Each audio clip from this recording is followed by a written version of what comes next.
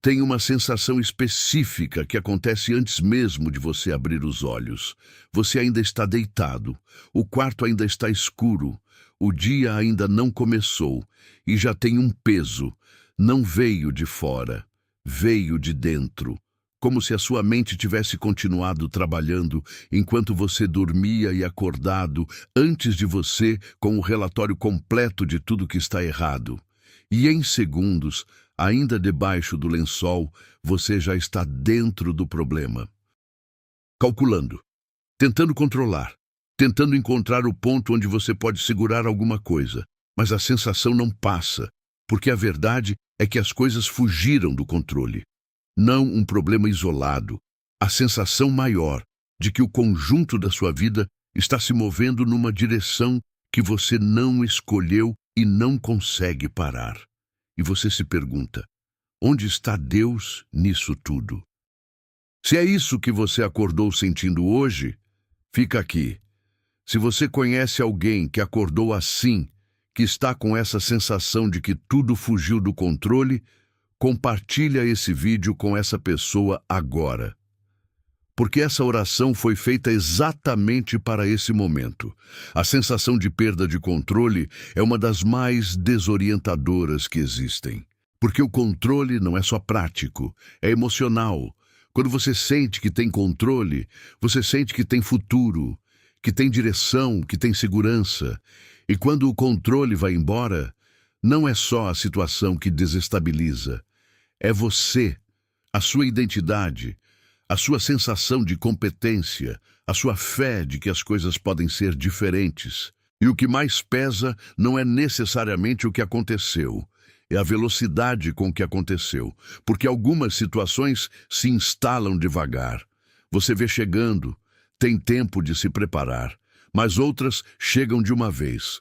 Num dia, tudo está num lugar, no outro, tudo está diferente. E você não teve tempo de processar. Não teve tempo de se preparar.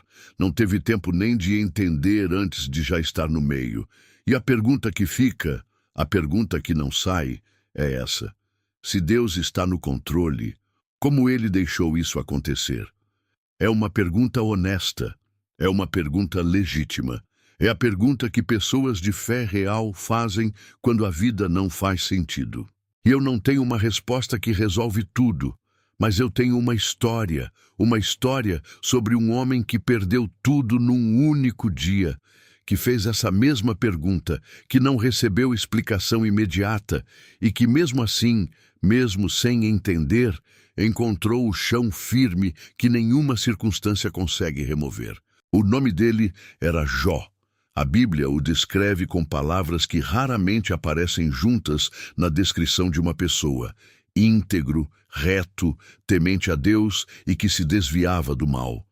Não era um homem perfeito, mas era um homem genuíno. Um homem que levava a fé a sério, que cuidava da família e que prosperava não por acidente. Ele tinha 7 filhos e 3 filhas, tinha rebanhos enormes, tinha uma reputação que o precedia. Era o maior de todos os homens do Oriente. E num único dia, tudo mudou.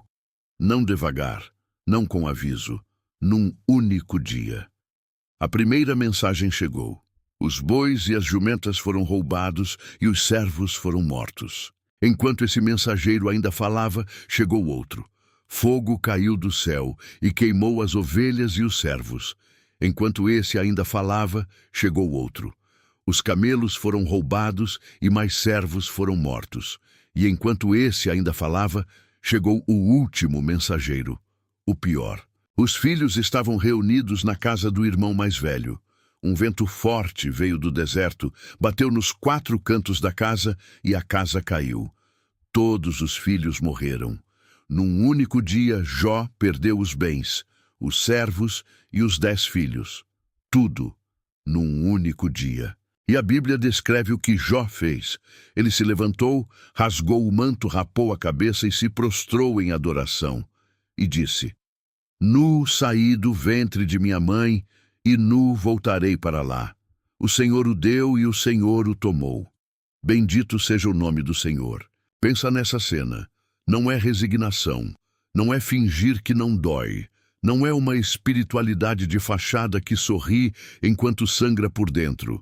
É um homem que perdeu tudo, que está com o manto rasgado, a cabeça rapada e o chão coberto de cinzas, e que mesmo assim encontra o único ponto fixo que não se moveu. Deus, não as circunstâncias de Deus, não os presentes de Deus, não os planos de Deus que faziam sentido. Deus, o Senhor o deu, o Senhor o tomou, bendito seja o nome do Senhor. E a Bíblia diz algo que é quase impossível de processar. Em tudo isso, Jó não pecou, nem atribuiu a Deus nenhuma coisa injusta. Não porque não sentiu, mas porque mesmo no meio de sentir tudo, ele não perdeu o ponto de referência. Depois vieram os amigos. Eles sentaram com ele 7 dias em silêncio. Depois começaram a falar. Disseram coisas erradas, tentaram explicar o inexplicável. Acusaram onde não havia acusação. E Jó respondeu com honestidade brutal. Ele reclamou, ele questionou, ele pediu uma audiência com Deus. Ele não fingiu que estava tudo bem, mas em nenhum momento ele abandonou a convicção de que Deus existia, de que Deus via, de que Deus ainda estava lá. E no final da história, depois do silêncio, depois das perguntas sem resposta e depois de uma espera longa e pesada, Deus falou. Não para explicar, mas para se revelar. E Jó disse, eu te conhecia só de ouvir falar, mas agora os meus olhos te veem. E tudo que foi perdido foi restaurado em dobro. Não porque Jó foi perfeito no sofrimento, mas porque ele não soltou o único ponto fixo que nenhuma circunstância podia remover. E esse ponto fixo é o mesmo que está disponível para você agora. Não necessariamente a explicação de por que as coisas saíram do controle, mas a presença de quem nunca perdeu o controle, mesmo quando tudo parece indicar o contrário. Deus ainda está no controle, não do jeito que a gente gostaria, não necessariamente no tempo que a gente quer, mas do jeito que só Ele pode estar, vendo o que nenhum olho humano vê, trabalhando no que nenhuma mão humana alcança e sustentando o que nenhuma força humana consegue segurar. Se você acordou hoje com a sensação de que tudo fugiu do controle, você não precisa ter todas as respostas para orar. Você pode orar com as perguntas exatamente como Jó orou. Feche os olhos, respire fundo, solte o ar devagar e ore comigo. Eu venho até ti hoje com a sensação de que as coisas fugiram do controle. Não estou fingindo que está tudo bem.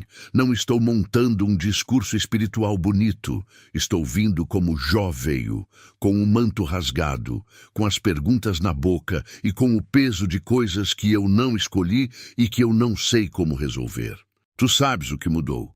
Tu sabes o que desestabilizou. Tu sabes a velocidade com que tudo aconteceu e o quanto eu não tive tempo de processar. E diferente de mim, tu não foste surpreendido. Nada do que aconteceu chegou antes de chegar a ti.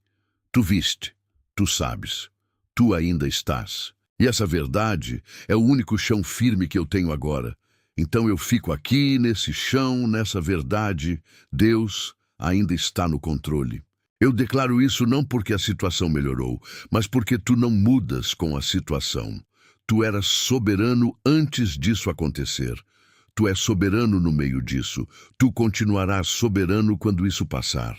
E eu confio nessa soberania, mesmo sem entender, mesmo sem ver o caminho completo e mesmo com perguntas que ainda não têm resposta. Eu entrego o que saiu do meu controle. Entrego a situação que se moveu sem minha permissão. Entrego os planos que precisam ser refeitos. Entrego o futuro que eu havia desenhado e que agora parece diferente. Entrego o medo do que vem depois. Entrego a sensação de que estou à deriva.